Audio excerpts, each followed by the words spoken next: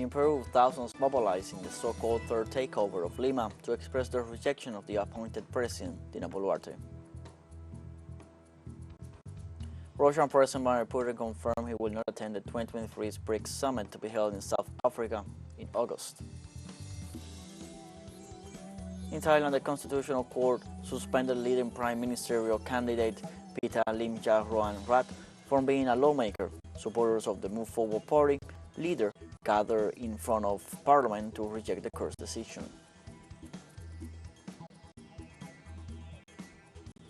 Hello, welcome to From the South. I'm Luis Alberto Matos from the TeleSUR studios in Havana, Cuba.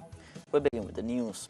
Thousands of people will mobilize in the Peruvian capital on Wednesday in the so-called third takeover of Lima to express their rejection of the appointed president Dina Boluarte, who has ruled the South American country for just over 6 months. The mobilization was called by farmers' unions, the General Confederation of Workers of Peru, teachers' unions, and indigenous movements. Around 30,000 people take part in the mobilization to demand the resignation of Dina Boluarte, the closure of Congress, early general elections, and the calling of a constituent assembly.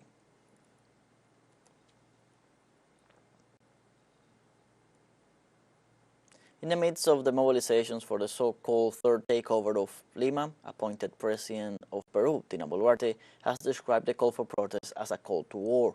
The head of state, who has less than 15% of the popular support, addressed the nation on Tuesday to warn that she will not allow any threat to democracy, in line with several members of her cabinet who hours before made reference to the protests and linked the protesters with remnants of the extinct terrorist group Sendero Luminoso, singled out for several human rights violations and lately for the plagiarism of a doctoral thesis. The president declared her government to be on alert. Now we don't understand why they are once again stoking their war flags and announcing that they are coming to Lima with voices from Rwanda, wanting to take over the whole country from the center. On Tuesday, in Argentina's northwestern province of Jujuy, demonstrations continued against the constitutional reform and the repression promoted by Governor Gerardo Morales. The mobilization, called by the Inter-Union of Teachers, State and Municipal Unions, gathered with torches in the capital of Jujuy, with the slogan "Up with Rights, Down with Reform." The main points focused on wage increases and the repeal of the constitutional reform. Demonstrators claim that the reform endorses the plundering of lithium and criminalizes social protests. They have also demanded the release of all those arbitrarily detained in the demonstrations. Today, we are 44 days into the struggle of the people of Jujuy, and it is admirable that all the people have risen up and continue to support the flags, because we understand that until the reforms does not fall, we cannot stop fighting. On Wednesday, family members, advocates, and lawmakers rallied in the state of Texas to call for help in the face of rising death and heat-related illnesses among inmates in Texas prisons. Demonstrators demanded Governor Greg Abbott to immediately return to lawmakers to approve air conditioning for prisons, something the legislature refused to do during its regular session. Several lawmakers supported a call for a special legislative session to forthwith convene to cool prisons as a seemingly endless heat wave bears down on Texas. Although similar measures failed in the legislature earlier in 2023, the current heat crisis and fears for the safety of those inside encouraged them to try again. State Representative Carl Sherman said that this is not a political issue, it's a matter of humanity. Sleeping on a concrete floor in a puddle of water. That's how these folks are surviving on the inside.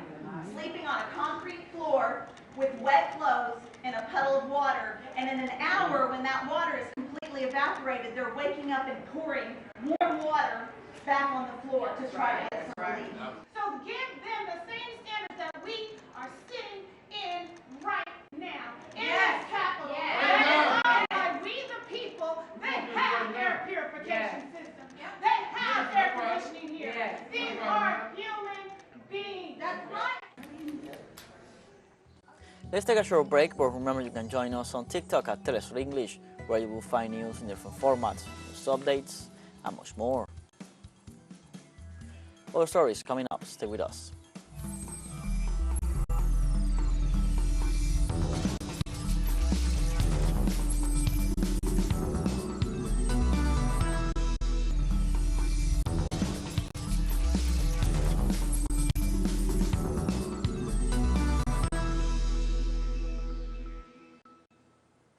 Welcome back from the South.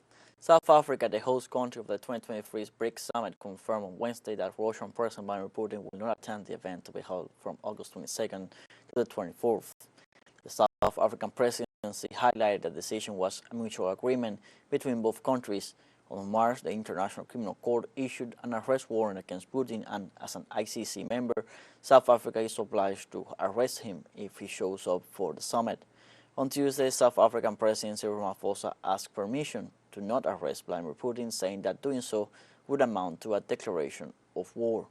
In this sense, Kremlin spokesperson Dmitry Peskov told reporters that everyone understood without having it explained to them what an attempt to infringe on President Putin's rights would mean if the arrest were to take place.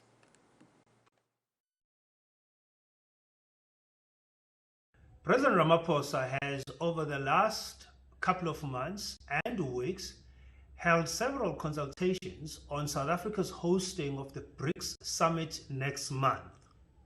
The summit will be attended by the leaders of Brazil, China, India, and South Africa. By mutual agreement between all BRICS member states, President Putin will not be attending the summit. However, Russia will be represented by its foreign minister, Minister Lavrov. In Crimea, over 2,000 people were evacuated after a fire broke out in an industrial site. Governor Sergei Aksyonov also reported that the Tavrida highway was closed due to the fire in the Kryvskovsky district. Aksyonov added that residents of the surrounding areas of the industrial site were transferred for safety. The operational center and all services work at the site. The causes of the fire have not yet been clarified.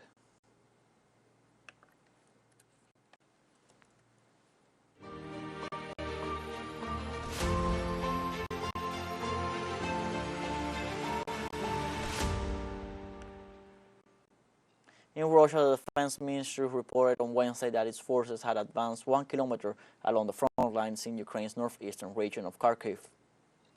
The Kupiansk region units of the Western Group of Russian forces continue successful offensive actions in the area under their responsibility. Over the last day, the advance of Russian units amounted to more than a kilometer in depth and up to 2 kilometers along the front. The advancing units captured the Morchanovo railway station in the Kharkiv region. The Russian Defense Ministry spokesperson added that Ukrainian military industrial facilities were hit with long-range precision-guided missiles near Odessa port. At night, Russia's armed forces carry out a group strike with long-range precision-guided air and sea-launched weapons against military industrial facilities, infrastructure for fuel and ammunition depots of the Ukrainian armed forces near the city of Odessa. After the EU Select Summit ended, President Luis Inácio Lula da Silva stated that Brazil wants the war in Ukraine to stop. He added that we need to build a group of countries capable of finding the path to peace. I think there are a lot of people who were very nervous and very enthusiastic 6 months ago and who now need to find someone who represents the possibility of finding the path to peace. That's what Brazil has been doing all along. We are talking to China, we are talking to Indonesia, we are talking to our partners in Latin America. We need to build a group of countries capable of convincing Russia and Ukraine at the right time. That's the way forward. What we want is for the war to stop. We need to sit down and talk. That's what we want. We don't even know if they will take part in the agreement, and we don't know who the mediators will be. In this context, the Brazilian president also spoke about the tensions between the regional blocs prior to the EU Select Summit held this week. Europe sent an aggressive letter to Mercosur, a letter that threatened sanctions if we didn't meet certain environmental requirements. And we told the European Union that strategic partners don't talk with threats, we discussed with proposals.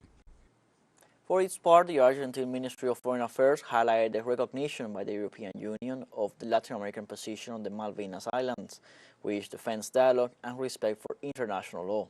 The Ministry of Foreign Affairs considers a diplomatic achievement the inclusion of the issue in the final declaration of the third summit of heads of states and government of the EU and the Community of Latin American and Caribbean States, held in Brussels. The consensus document highlights that the EU takes note of the historical position of CELAC based on the importance of dialogue and respect for international law in the peaceful settlement of disputes. It is the first time in the history of the bi-regional relations the EU officially recognizes in a joint declaration the position of CELAC with respect to the islands. On Wednesday, China's top foreign policy official Wang Yi met with former U.S. Secretary of State Henry Kissinger in Beijing. Western media claimed that it was a surprise visit. Before the meeting with the director of the Office of the Central Foreign Affairs Commission of the Communist Party, the former diplomat met with the Minister of Defense, Li Shangfu. The final declaration of the meeting emphasizes that the peoples of all countries hope that both nations can assume their responsibilities and jointly ensure global prosperity and stability. The State Department informed that Kissinger is in China as a private citizen.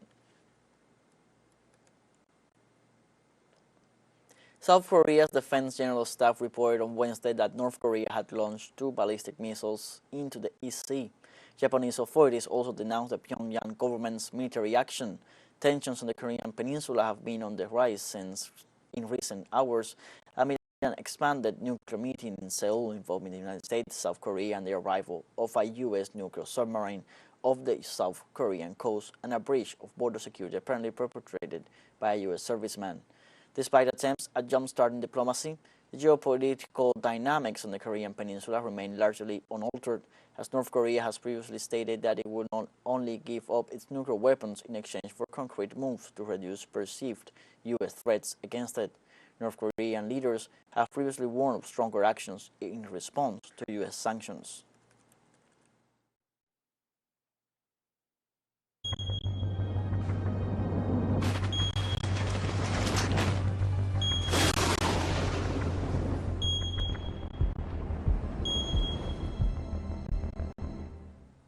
On Tuesday in the United States, in the city of Phoenix, temperature records broke a 49-year record with its 19th day of thermal reading of 43.3 degrees Celsius or higher. The city of Phoenix is the 5th largest city in the country with a population of 1.6 million people. It belongs to Maricopa County, where the Department of Public Health confirmed 12 heat-associated deaths so far 2023, and authorities highlighted that nearly 3,000 people visit the emergency rooms statewide each year due to heat-related illnesses. On the other hand, U.S. weather authorities have recorded several nationwide high temperatures records and warned they will continue to affect millions of people.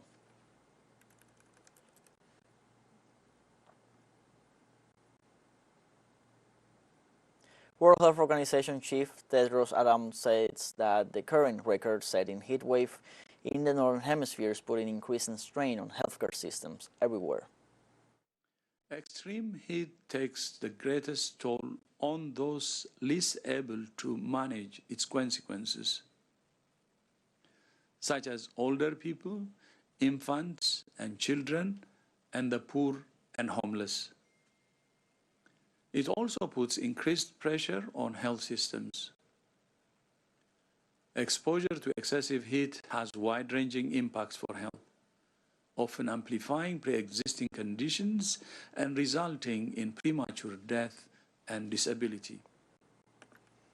TeleSUR English launches some videos on demand site for you to go and revisit our interviews, top stories, special broadcastings, and more.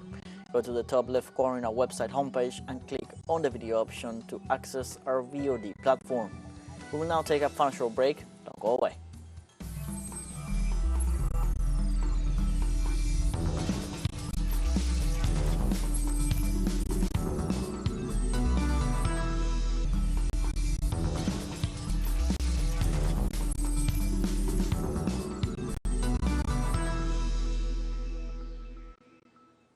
Welcome back from the South.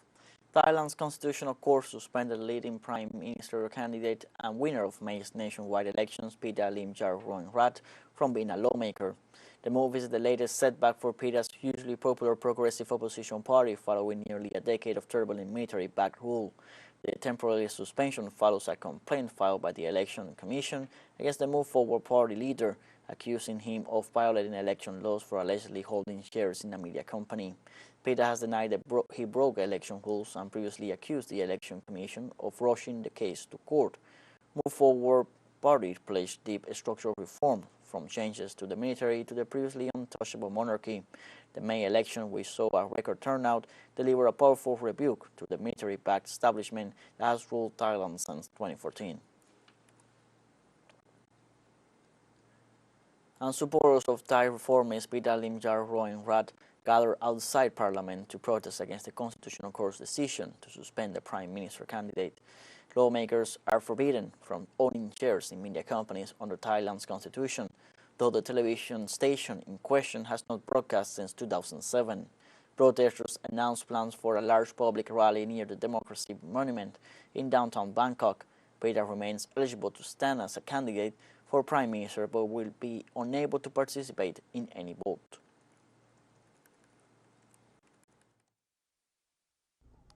Why ask people to go to the poor? Why don't you just pick someone from your families to be the Prime Minister? Then, just close down this country and say that this country doesn't have democracy like Myanmar. Why don't you do that? Why ask people to go vote and waste their money and time? Pita is not wrong at all. He did everything right.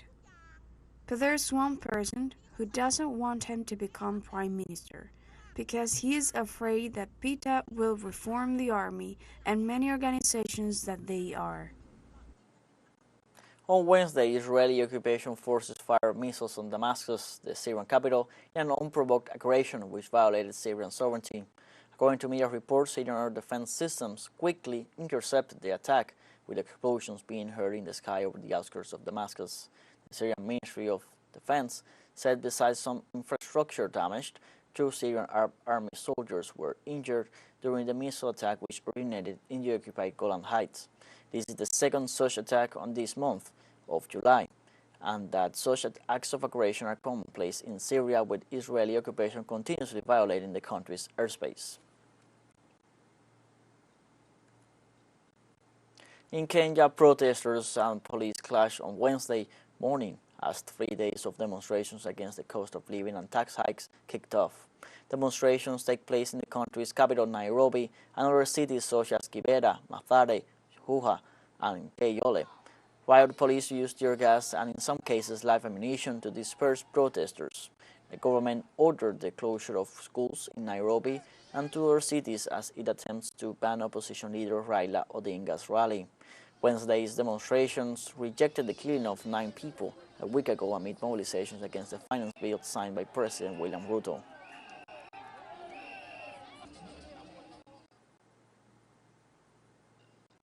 In Algeria, presumably speeding passenger bus crashed, killing 34 people and injuring a dozen others.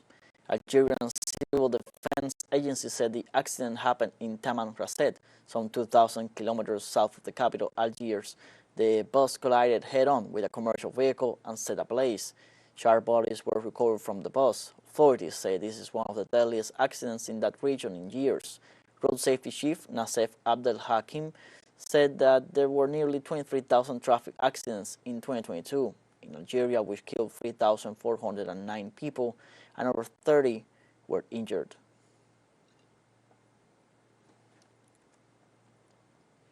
The conflict in Sudan continues to plague civilians at an alarming rate. Last week alone, more than 200,000 people were displaced by the fighting. The figure has been coined by the International Organization for Migration, an energy attached to the United Nations. Since April, when hostilities began, 2.6 million people have been internally displaced in the African nation, engulfed in a fierce war. Another 730,000 people have fled across the border, while in Darfur, in the north of the country, the Children's Fund and the World Health Organization are trying to alleviate the sanitary, nutritional, and health conditions of thousands of children and women. We have come to the end of this news brief. From you can find these and many other stories on our website at TeleSURenglish.net. Also join us on social media, Facebook, Twitter, Instagram, Telegram, and TikTok. For TeleSUR English, I'm Luis Alberto Matos. Thank you for watching.